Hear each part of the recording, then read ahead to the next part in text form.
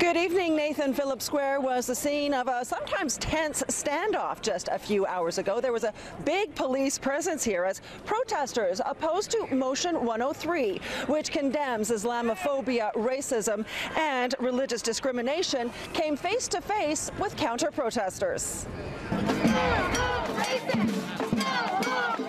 It started out as a small demonstration to protest against M103.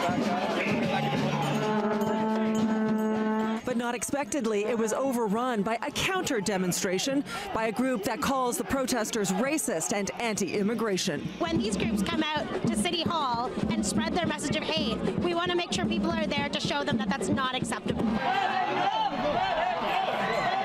There were some tense moments with masked protesters yelling obscenities at the anti-M103 group, but there were probably as many police officers on the scene as demonstrators, and they kept the two sides separated and managed to keep the peace, although they did remove 2 people from the crowd. The controversial M103 passed in the House of Commons last week. It calls on politicians to condemn Islamophobia. Critics feel that the motion limits free speech and even could be seen as putting Canada on a path towards imposing Sharia law, which the counter-demonstrators say is ridiculous. They're claiming it's an infringement on their freedom of speech, which is garbage. And anyone who's actually read M103 knows different. They're just, it's just yet another pretext for being anti-immigrant and racist.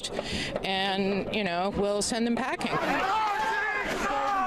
A huge rally a few weeks ago brought out more than 1,000 people, both for and against M103, including members of the Soldiers of Odin.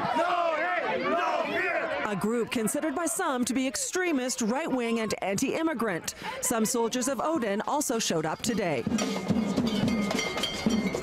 Police did not provide any information on arrests.